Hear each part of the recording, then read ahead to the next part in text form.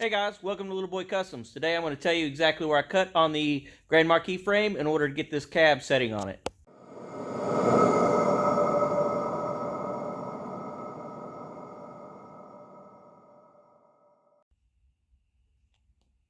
Well, here she is, guys.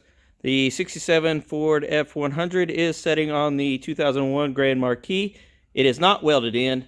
I have done quite a bit of trimming, in fact 3 days worth of it. I do not have time-lapse video of that. I didn't think that that was something that y'all would really want to see me trim, come back trim, come back and trim, come back and trim again. It was quite a bit of trimming. I do like the way the front of this cab is setting on the firewall. It does need more trimming. I want it to be lower than what it is right now. There's too much of a gap. There's too much of a gap on the inside here for me. I want this to close up more. So I'm thinking that I may have to trim on the cab a little bit in order to get it to set the way I want it to set. Also, I want to cut a hole somewhere on this side. That way those vents will actually line up with the vent for the Grand Marquis so that the AC and heat will work so that it can suck air into the car. This is the side of the car where the AC vent is that sucks the air in, and I want that to be opened up. I'm thinking the placement of the wheel with the fender is pretty good. I may need to move the cab forward or back just a little bit as we start lowering it down a little bit more. We'll cross that bridge as we get there. I will have to take this cab off in order to show you where all I cut, but before I did that, I wanted to show you the back side of this cab. I don't have enough of the back side of this cab cut out in order for the back end of it to be lowered down the way I want it to be. So the cab is actually running nose down. I want it to be more flush onto this frame. That way it looks level. The truck looks level. So let me get this fender off here and get the cab off the car, and I'll show you exactly where I cut on the firewall and down the door sills in order to get this cab onto this car. Alright guys, so if you measure the top side from there to there, it's 61 inches across. That doesn't include this radius right here. 61 inches from right there to right there. At the bottom, from right there to right there, 64 inches. So, I've done some measuring on the car. The seam here, from one side of it, the car, to the other side is 61 inches. Which explains why everybody cuts along the seam here. So, as you can see, I have a mark that goes all the way up, 61 inches across, cutting across, and down. Now, open that up just a little bit. If you see, from the top to the bottom, I've actually measured 2 inches off the bottom. Therefore, it would count for the 64 inches. So, I've already cut the driver's side. But one thing I have noticed on the passenger side is this blower here, which sucks the air in from outside of the car going to the AC or the heater or whatever. This section right here actually is at the line or just slightly beyond the line. So having to make sure that I don't cut that because I want to retain all of that so I have heat and AC in the truck. So anyway, we're just going to do some chopping. Okay guys, so when I first started cutting this car and doing trim work, I started doing some measurements. And you may have already seen those in the beginning of the video. At the top of the cab, you know, little narrower than what the bottom of the cab is. So in my mind, I thought the firewall had to be the same way. That was my mistake. I don't want you to make the same mistakes I made. So I'm telling you now, don't try to taper the firewall. It's not going to work. So let me show you what I have done.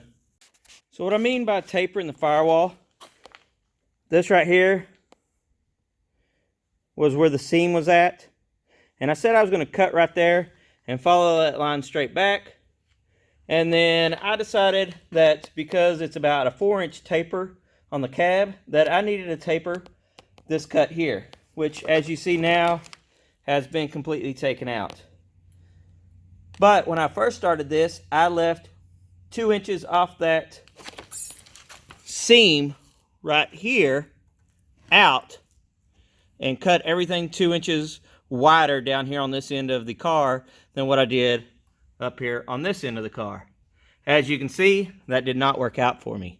What happened was, as I was lowering the cab actually got wedged onto the car, and I fought with this cab for about an hour trying to unwedge it. That was my stupidity though. So here's what I did do. I cut that seam all the way down. There's going to be a support bar, which was right here. And it is almost boxed in. So I took my plasma machine and plasma cut that right there. I don't recommend you doing that. It is the easiest way to get that off, but as you can see, it caused a fire. So I'm going to have to do some wiring on this car now because of that. This part right here is actually a shelf style component on this car, and I just took a hammer and beat it up until it married right there on the inside. I'm probably going to weld those two together. I'm not sure. I may come back and just cut this off right here. I did that on the other side. I cut it off. It ended up looking a lot better, so I'm probably going to cut this one off too. As far as this side, this door pillar, A pillar, has a lot of support inside of it. It has the outer skin, and then it has another piece that you can see started down here, and it's pretty thick. So I took my plasma cutter again, and I cut on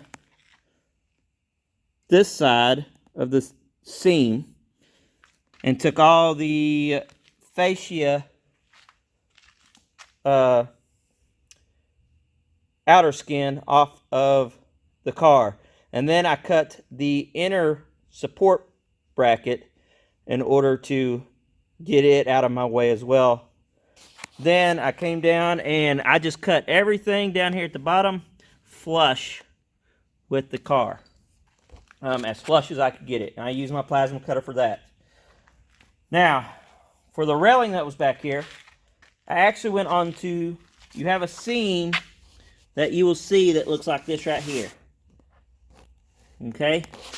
I actually cut on the inside of that seam down here with a Sawzall. And I just ran it all the way down, and it came out pretty straight.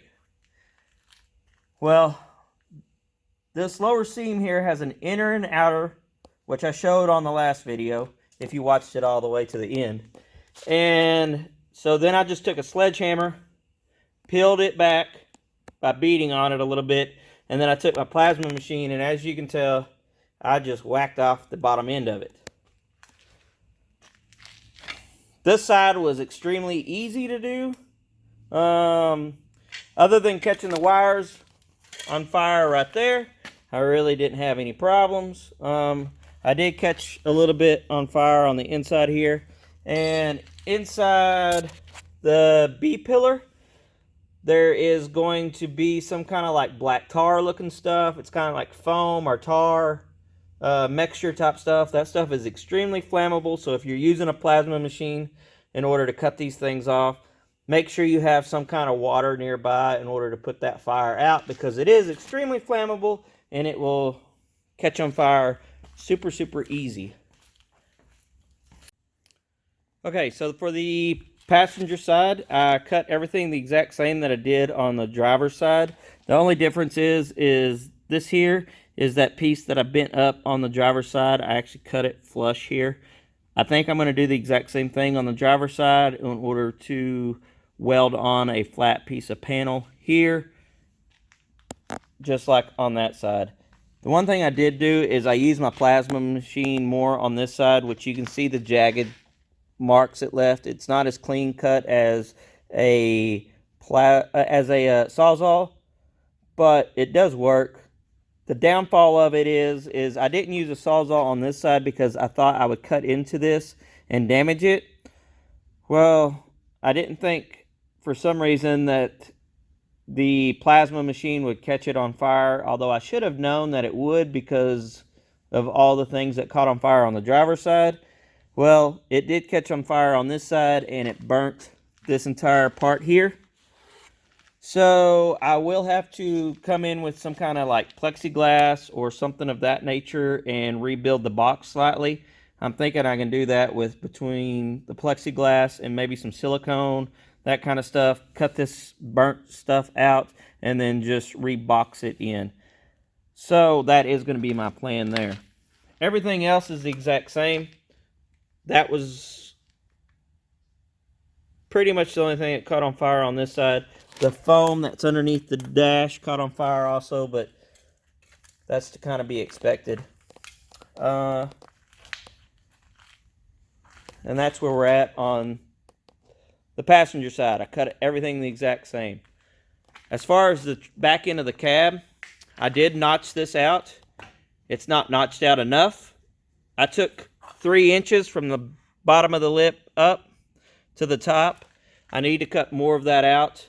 I also left 4 inches from this edge to out here on this edge. That's about the difference of 4 inches on either side, and then I cut 3 inches up, which the 3 inches up is not enough. It needs to be cut out more in order for this cab to set flush or level on this floorboard when it's completely finished. The other part that I did do was on the inside of the cab. I originally left a lip down here at the bottom of the door. I came back and cut that lip out.